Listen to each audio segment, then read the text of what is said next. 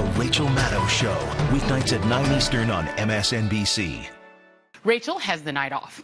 Okay, so it's Friday, which these days means there's a lot going on in the news. There are no slow news days anymore. We're learning more about the Russian oligarch affiliated with an American investment firm that paid $500,000 to Trump lawyer Michael Cohen. The president's chief of staff gave a rare media interview, which has been making headlines all day, and not in a good way. We'll talk about both of those stories tonight. Plus, new details about that time EPA Administrator Scott Pruitt's security detail busted down the door of his apartment for no reason. Remember that? You do not want to miss this story and the new weird information about it. So like I said, big show ahead. But I want to start tonight with this photo. You remember this photo? It's the picture that launched 1,000 memes. This was Donald Trump in May of last year on his very first trip abroad as president to Saudi Arabia. There he was with the Saudi king and the president of Egypt, all with their hands on that mysterious glowing orb. Also, there was the sword dance.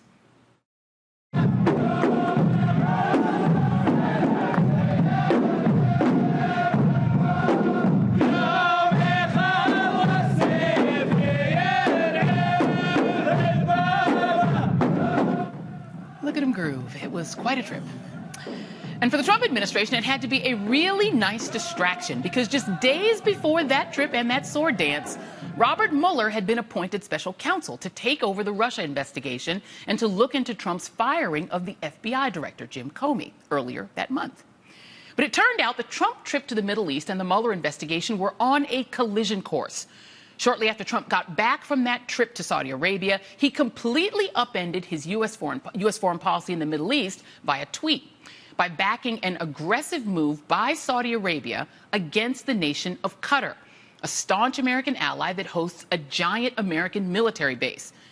And for many months, that whole weird foreign policy shakeup remained just that, strange, kind of inexplicable, but solely a foreign policy issue. And then our understanding of that entire affair suddenly changed radically.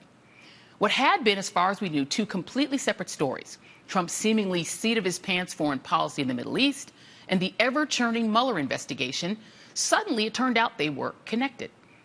In March of this year, we learned that Mueller's team was investigating whether, essentially, the Trump administration may have sided against Qatar in its fight with Saudi Arabia because Qatar declined to invest in Jared Kushner's troubled family real estate project at 666 Fifth Avenue here in New York City. Then we learned that Mueller was focused on a guy named George Nader, who had been lobbying the White House against Qatar, and whether he may have funneled money from Qatar's enemies to Trump's campaign. And then George Nader became a cooperating witness in the Mueller probe. Now, this is a phenomenon that we're having to get used to in the Trump era. Things we thought were completely separate stories, important and complex and dark stories in their own right, turn out to be connected, often in even darker ways than we'd imagined. Well, today, it appears to be happening again. Only the turnaround this time is apparently getting shorter.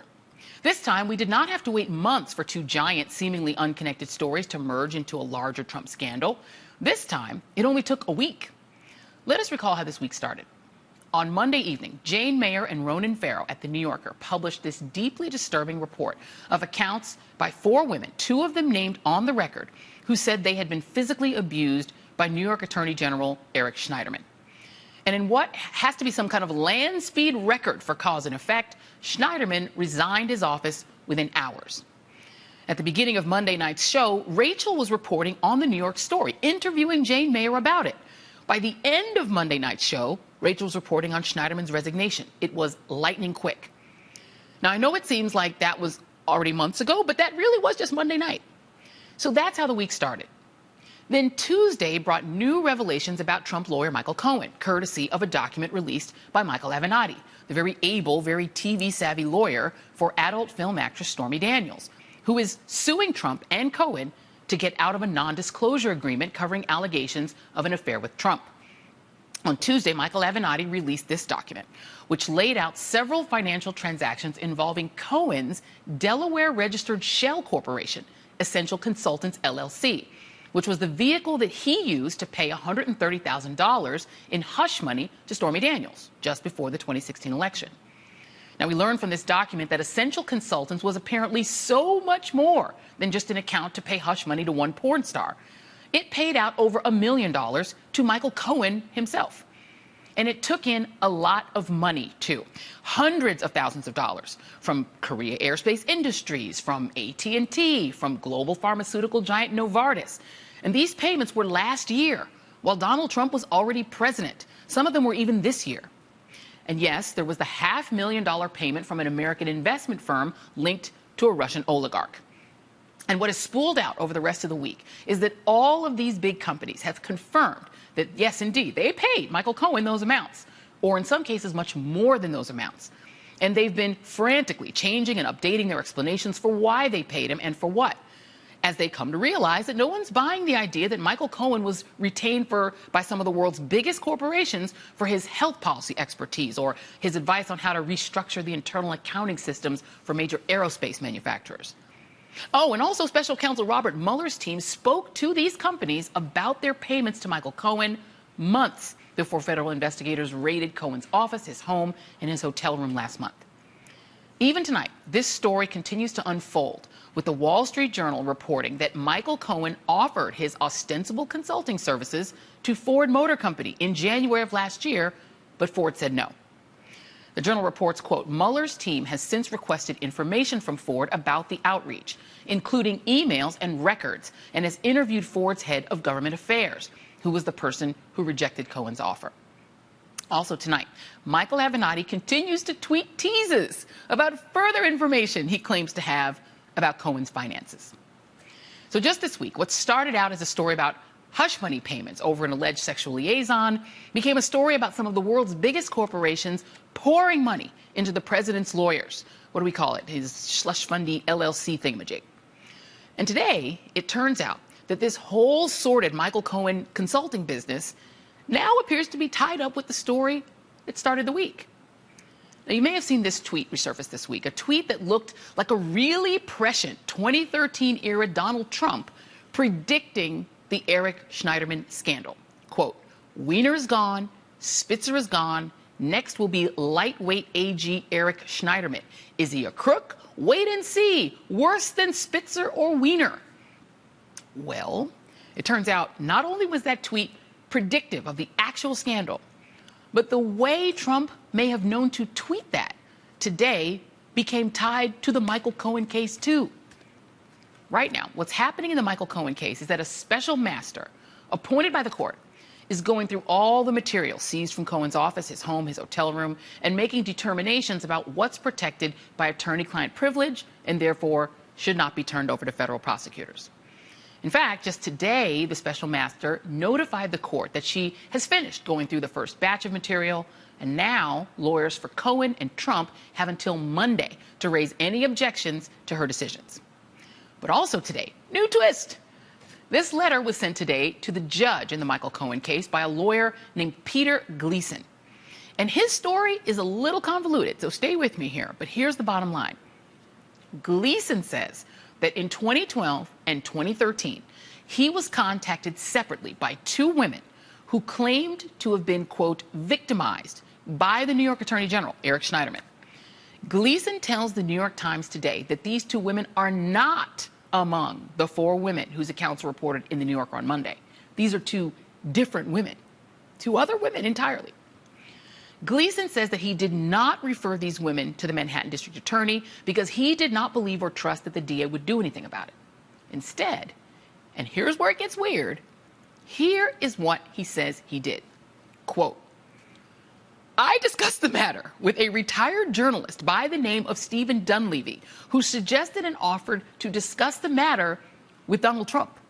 Mr. Dunleavy did indeed discuss this very matter with Mr. Trump, as evidenced by a phone call received from attorney Michael Cohen. During my communications with Mr. Cohen, I shared with him certain details of Schneiderman's vile attacks on these two women. The extent of Mr. Cohen memorializing any of our communications is unknown. However, these two women's confidentiality as victims of a sexual assault should be superior to that of any unrelated subpoena. Further, it is respectfully requested that the court issue a protective order and seal any and all correspondence that Mr. Cohen may have memorialized regarding our communications which pertain to Mr. Schneiderman's assault on these two women. So, this lawyer is saying to the court, if you find anything in Michael Cohen's correspondence about these two women, please seal it and make sure it does not get out. And I have so many questions. For starters, why would this lawyer tell Donald Trump, of all people, about these alleged sexual assaults? Well, just as a possibility, Schneiderman was going after Trump University at the time. So, was Trump collecting dirt on Schneiderman? And if so, why was this lawyer giving it to him? And why is he admitting to it now? Why did this lawyer write this letter at all? Does he really fear that someone's going to leak Cohen materials about these women's allegations from years ago? Is there some other end game here? Honestly, what is going on here? Joining us now is Emily Jane Fox, senior reporter at Vanity Fair, and Paul Butler, former federal prosecutor and professor at Georgetown School of Law. Okay, Emily and Paul, if that was not complicated enough, I have to start with you on this, Emily, because you, of course, are working on a book, a very highly anticipated book about Donald Trump. The idea that if this lawyer finds out about allegations about Schneiderman, who is investigating Trump at the time, does it make sense to you that instead of this going to law enforcement, it goes to the tabloids who go right to Donald Trump? That there's a connection between the tabloids and Donald Trump is the least surprising part of this story. But there are two things that just don't make sense to me. Why this person would go to a tabloid in the first place, perhaps to get it published. And the second more confusing thing is, why didn't Donald Trump use it? If he knew about it, this is someone who does not part with his money lightly, and he ended up settling for, I believe, $25 million in the Trump University case. So if he had this dirt on him, it would be very surprising to me that he didn't use it to oust Schneiderman earlier. And the other thing is, this went through, according to this attorney, this went through Michael Cohen. Yeah. And Michael Cohen is a self-described fixer. So why wouldn't he have fixed that problem for Donald Trump? So there are a couple of things that don't necessarily add up to me, but as with many things in this story, I'm sure we'll have a drip, drip, drip of information and possibly get an answer at some point, or possibly not. Well, having written a lot about Donald Trump, and just for those who are not familiar with New York, and the Trump New York of the 90s, the late 80s and early 90s, when he was really in his heyday, how did he interact with the tabloids, and how extensively did he? Very extensively. This is someone who used to pretend, had a pseudonym or several pseudonyms. John Barron. Exactly. Calling in the stories about himself to the tabloids. And he had a very public divorce, mostly because he would plant stories about the divorce himself. Right. So this is someone who had a very close relationship. I believe there's one story that I came across in my reporting for the book where reporters had to stop talking to him as a source at one point because his name was quoted so often that people worried that their readers would have fatigue seeing Donald Trump's name and story. He was such an easy guy to get on the phone to comment on the record about anything. Yeah, he was like that during the campaign. Exactly. Yes, but they had to stop calling him. And just lastly, would Michael Cohen have ever been involved? Was he in the middle of those kinds of transactions? Because it is interesting that since Trump had a direct relationship with these tabloids, this lawyer finds out this information, but he goes to a tabloid who goes to Cohen. Was that typical for Cohen to be that kind of a fixer, to be in the middle of the tabloids, giving dirt on essentially an opponent, a prosecutor who could be out to get him, and being a sort of a go-between between that person and Trump? Michael Cohen has a very thick Rolodex of reporters that he also knows. And as we know, he had conversations with In Touch and was close with David Pecker, who owns AMI and the National Enquirer. So this is someone who also grew up in New York and in that world in the 80s and 90s and 2000s too, relating to tabloids and other reporters and news outlets. And so it wouldn't be shocking that there was a relationship there, but the way it is described, this relationship, I have more questions than answers. And, Paul, so let's get to so during this period, Donald Trump obviously is embroiled in a pretty big legal case, that the Trump University, for which he, as Emily pointed out, settled big bucks. There's also the question of whether or not some donations that went to Pam Bondi, who's the Attorney General of Florida, was related to the fact that Florida was starting to look into Trump University as well. If Donald Trump is solving his Trump University problems potentially that way with one DA, and potentially has compromise, basically, on his local hometown DA, it does beg the question, what did he do with it? Why did he use it? Is there something illegal about? I don't know. It is just a strange case. It's very strange. And one of the other people Schneiderman is going after is Trump's own son. So he's got real beef, Trump does, against Schneiderman. So if he's got this really damaging evidence, why wouldn't he use it? The only thing that makes this juicy, it is kind of like a page turner, is how did Trump know to lump Schneiderman with Weiner and Spitzer? And he does that in 2013. And part of the big story about Schneiderman is until recently, nobody suspected this about them. But again, Weiner, Spitzer, their sexual improprieties. Trump lumps Schneiderman in there. How did he know? Yeah. So that provides, I don't know if you'd say credibility to Gleason. Gleason's wacky, colorful, weird, but some kind of way Trump knew something was up. And publicly tweeted about it. And so the other question then would be this question of asking the court to seal the information. We already now know about these other 4 women. What do you make of that request to now seal the information about these 2 women? The judge was like, you want to give me some law? Because it's not attorney-client privilege because Cohen wasn't representing any of these people. What Gleason is saying is that these women had privacy issues. That's not a legal claim. And so the judge says the letter's fine, even though you did misspell Schneiderman, but put some law on this because the judge doesn't know what to do. Yeah, and the question, I guess, would be then, given the fact that we do have a record of Michael Cohen being the go-between to pay women, you know, in certain cases, I mean, because this is now connected to the Cohen case, could these women's identity be discoverable? Would it be relevant in any way since Cohen is now involved? So collusion. This is like way messy because this LLC is just doing all this stuff. So we knew it was about these payments to Stormy Daniels. Now AT&T is involved, all these other corporations, and this Russian oligarch. So again, that's the connection to collusion. So we go from Stormy to Cohen to Russians to Trump because Cohen's the fixer. How are all these stories related? It doesn't seem possible, and yet they're all related all the time. Emily James Fox, senior reporter at Vanity Fair. Thank you very much. Paul Butler, thank you very much, former federal prosecutor and our very own MSNBC contributor. Thank you all very much, and much more to come tonight. Up next, the Republicans' latest plan to try and shut down the Mueller investigation and what some Democrats are trying to do to stop it. Stay with us. You have, of course, heard of a ream, as in a ream of paper. Well, there are 500 pieces of paper in a ream, which is not news, but someone might want to remind Congressman Mark Meadows, who has officially requested a whole lot of reams. For us, it's all about getting the documents, making sure that we actually get the documents that we have a constitutional right to have. A little over 12,000 documents have been delivered to our office out of 1.2 million. 1.2 million documents. That is more than 2,000 reams of paper. Be careful what you wish for, Mark Meadows. So the strategy for congressional Republicans fighting the Trump-Russia investigation tooth and nail is twofold. Part one, use document requests to see what kind of information they can dig up on the Russia investigation to see if they can prove that the investigation is somehow biased or tainted. Part two, if the Justice Department says no, try to freak out or even force out anyone who gets in their way. Right now, the document fight centers around this, a classified memo written by Deputy Attorney General Rod Rosenstein. It's basically a roadmap for the Russia investigation. It spells out for Mueller and his team exactly what they're allowed to investigate.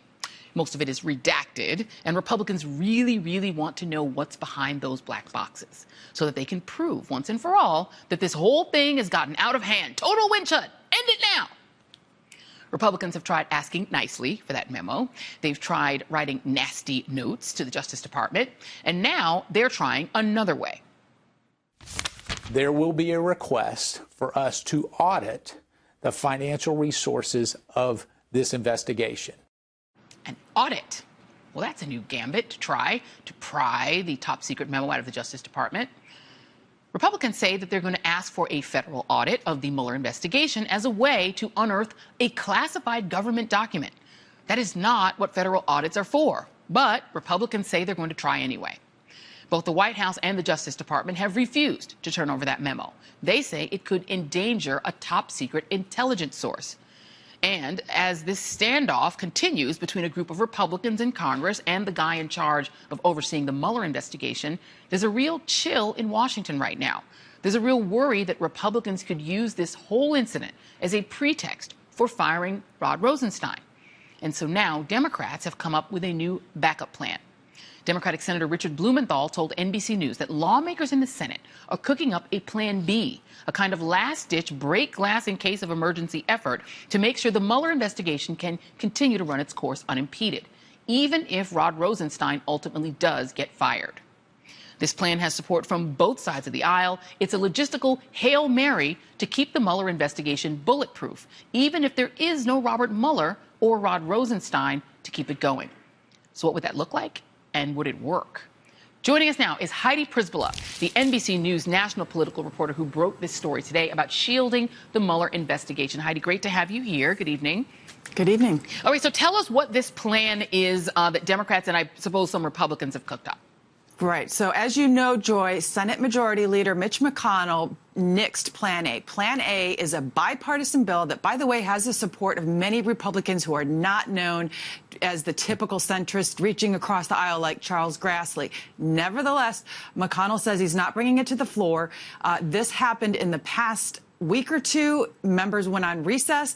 I spoke exclusively with Senator Blumenthal about what is now Plan B, a bipartisan effort to try and circumvent some of the reasons that McConnell and other conservatives gave for nixing this. Here's their argument. Their argument is that hampering the president's ability to hire and fire, hovering over his personnel decisions, is unconstitutional. Number of members, including Republicans, disagree with that. Nevertheless, that's where we are. So this new attempt would be to simply talk about transparency. Robert Mueller is not operating under the same principles that previous special counsels did. For instance, Ken Starr had a statute that said that Congress got to see the product of his work. We don't have that with Mueller, which means in a worst case scenario, this investigation could never be seen by the public or by Congress. So this new legislation would ensure that wherever this goes, the public, Congress gets a look at it. It would ensure that if Mueller were pushed aside, he could release his work. And it would ensure that if Mueller started to feel like he was being squeezed, if Rod Rosenstein was pushed aside, someone else, a Trump loyalist, came in and squeezed off resources, that he could raise alarms, quit, and also release his information to the public. This is important, Joy, because there's no more constitutional argument here. This is only about transparency and about the same standards that have been applied to previous special counsels. I'm told by Senator Blumenthal that there are a number of Republicans who want to work with him on this because they want to avoid a constitutional crisis. Publicly, many of them say the president will never do this. It's unnecessary. Privately, a number of them are working with him.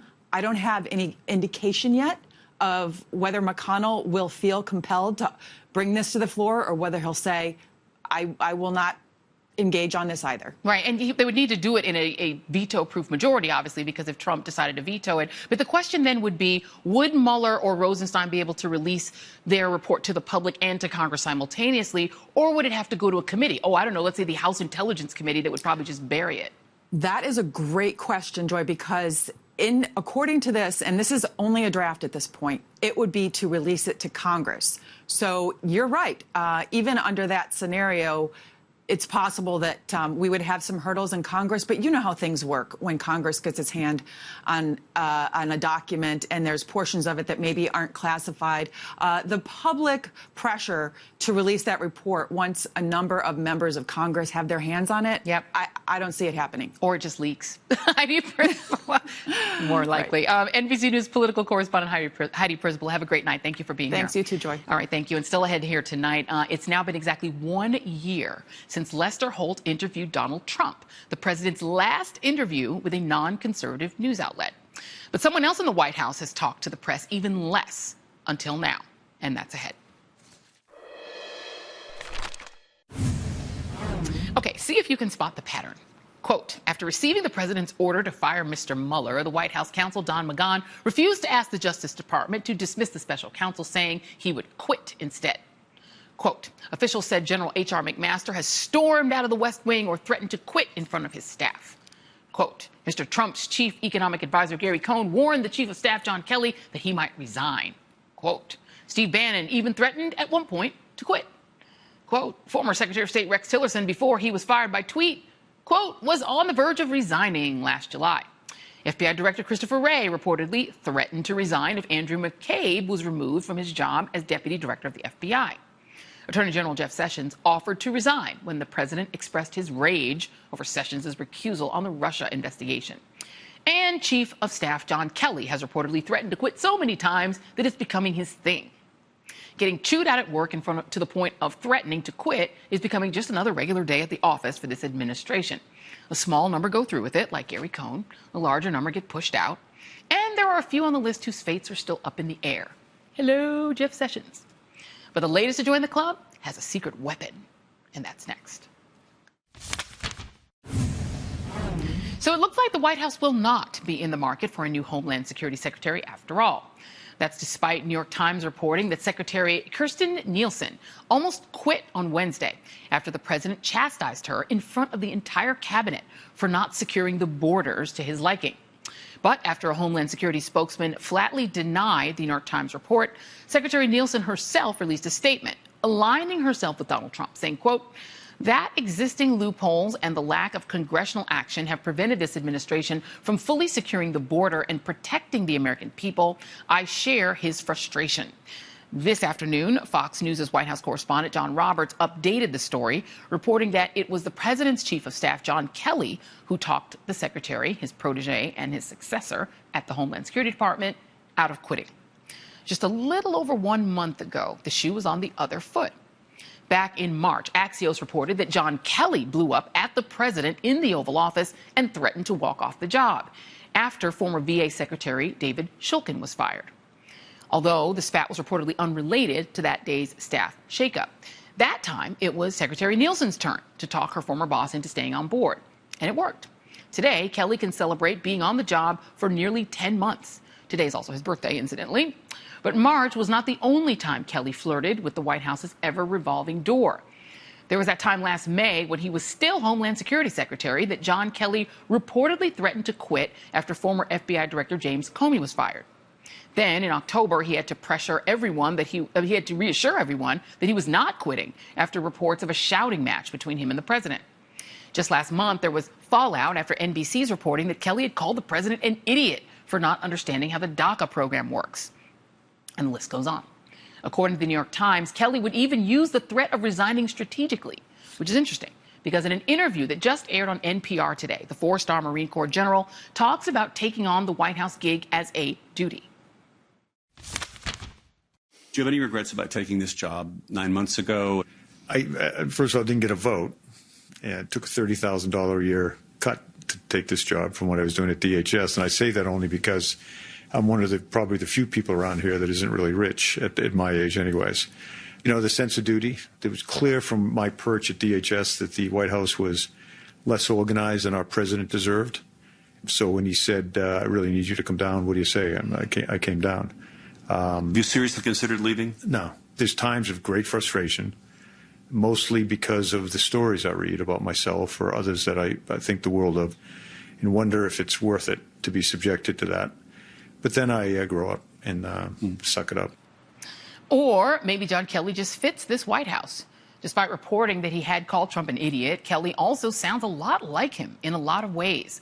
When asked about the new DHS policy announced by Attorney General Jeff Sessions this week to separate parents who cross the U.S.-Mexican border from their kids, from their children, he said, not all immigrants are, quote, bad people. And I'm going to quote here from the transcript of the interview that NPR published online today. They're not criminals. They're not MS-13. Some of them are not. But they're also not people who would easily assimilate into the United States or into our modern society. They're overwhelmingly rural people in the countries they come from. 4th, 5th, 6th grade educations are kind of the norm. They don't really speak English, obviously. That's a thing. They don't speak English. They don't integrate well. They don't have skills. They're not bad people. They're coming here for a reason, and I sympathize with the reason, but the laws are the laws, unquote. And joining us now is John Burnett, a national immigration correspondent for NPR News, who got the scoop and interviewed Kelly. Thank you so much for being here, John.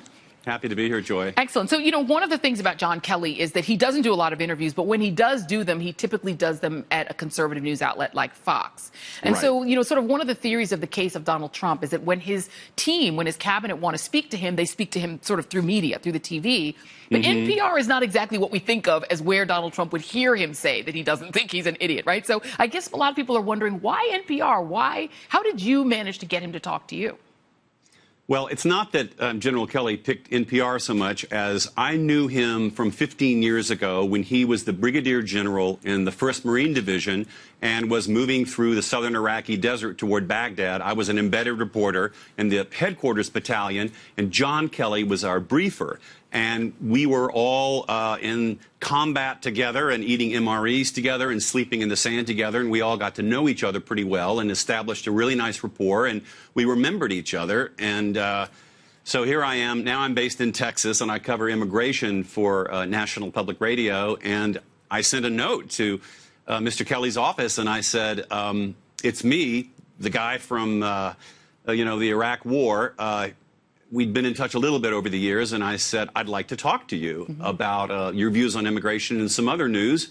And through his deputy, he said, John, come on over. Yeah. So it is an unusual, on-the-record briefing with a mainstream news organization that has gotten a lot of traction today. Yeah, absolutely it has. And it's interesting. There's a part at the top of the interview where he talks about that relationship and feeling like it was a very different kind of interaction with the media because, of course, right. in wartime, it is a very different interaction with the media. I want to get to some of the things you guys spoke about. Obviously, there was a comment recently where reports said he called the president an idiot. He then, you ask him about his perceptions of Donald Trump's intellect. And I'm interested in the way that he speaks now that sound kind of like Donald Trump, things Donald Trump would say, and whether this is how he always has sounded. Say he's very smart, he's a smart guy. I mean, a super smart guy. It wouldn't surprise he's very strong. He's very strong in trade, taxes, business. Like, he says things that sound like Donald Trump. Is that the same? Does he sound the same way he sounded to you when you were interviewing him back then in the Pentagon days? Oh, God, he's a completely different person. I mean, at the time, he was in the chain of command. Actually, General Mattis, who's now the defense secretary, was the commanding general of the 1st Marine Division. And so General Kelly was junior to him. But no, in the battlefield, he liked the press. He was very open, and he tried to tell us what he could of the battle plan and the success. But now he's just completely metamorphosed into the chief of staff in, what's the most, mercurial and chaotic administration in recent history. And so I think a lot of people consider that this is sort of his last command, that, he still is very loyal to the commander-in-chief. And so when he asked General Kelly to come from DHS, where he was chief, to the White House, he said, I'm going to do this. And he also has evinced a lot of views on immigration. He made sort of an exception for TPS and seemed to think people had been here for TPS and 20 years should stay. But his views on immigration are very hard line, and he didn't back down from any of that, including his criticisms of things like DACA, right?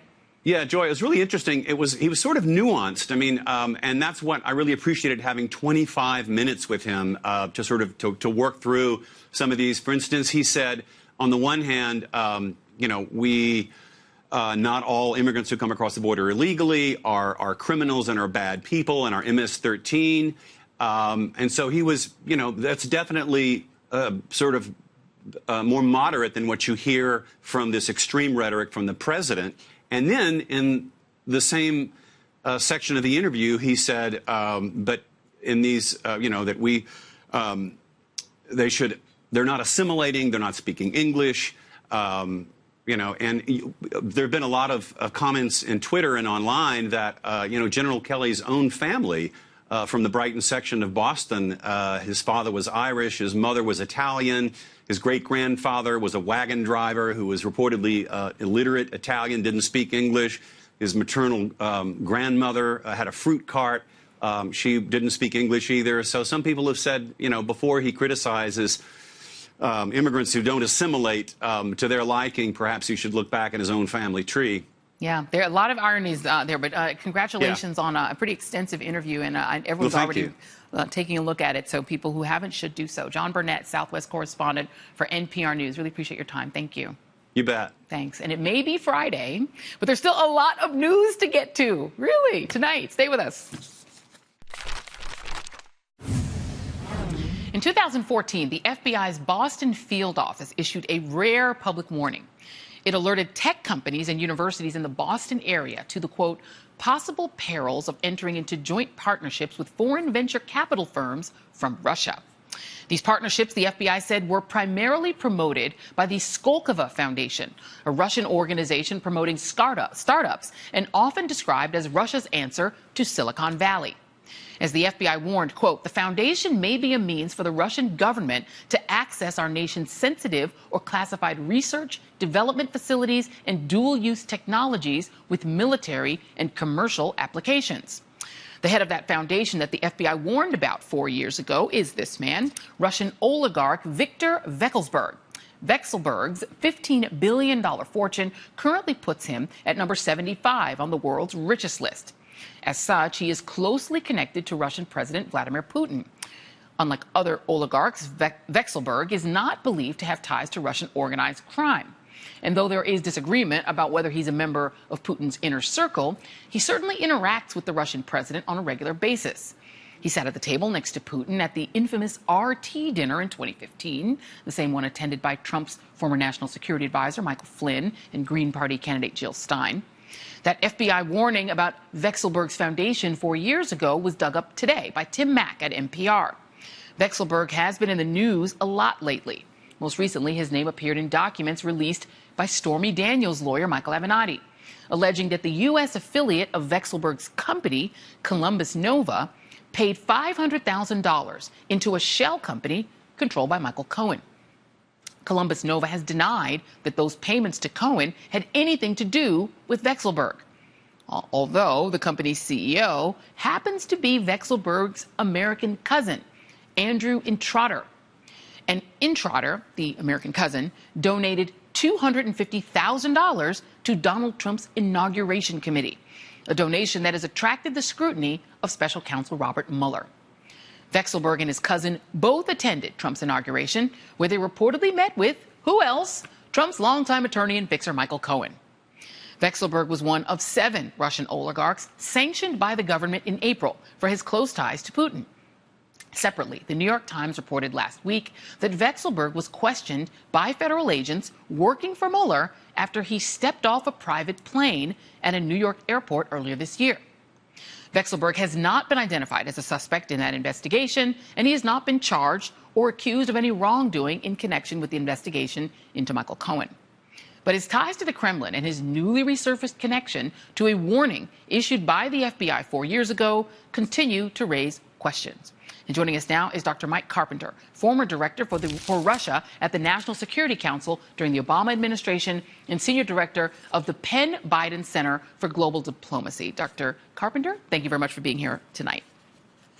So the first question I guess I have to ask you is the idea of whether somebody is an inner circle member of Putin's or not. If somebody is this rich, is there a way for them not to be somehow in Putin's inner circle?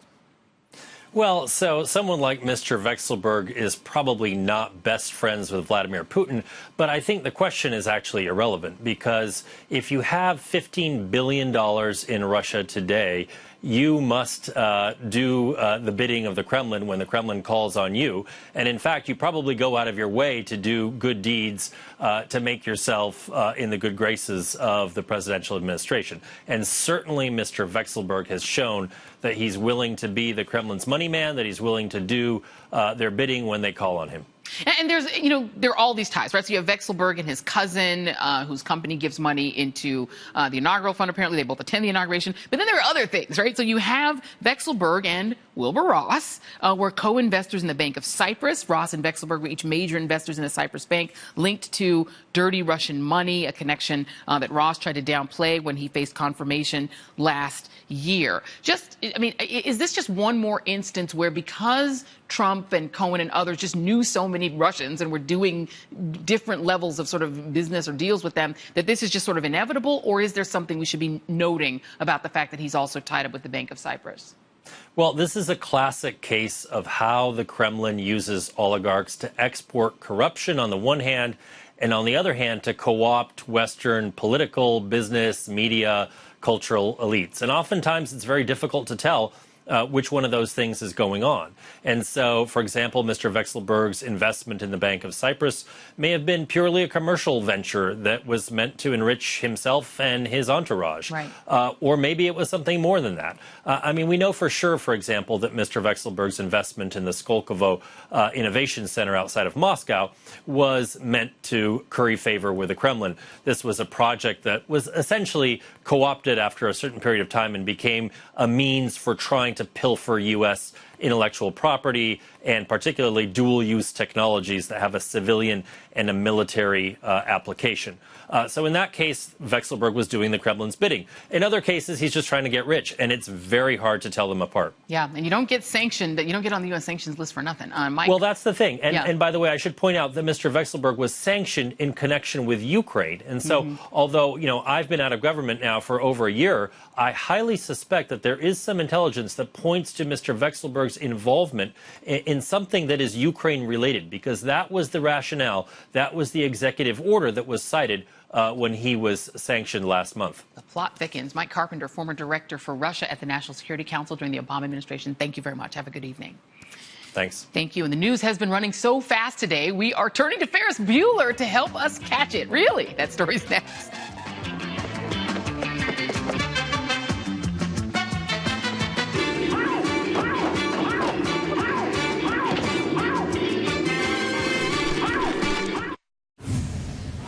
He's been one of the more visible cabinet secretaries of the Trump administration, but on a random Wednesday last March, EPA Administrator Scott Pruitt disappeared.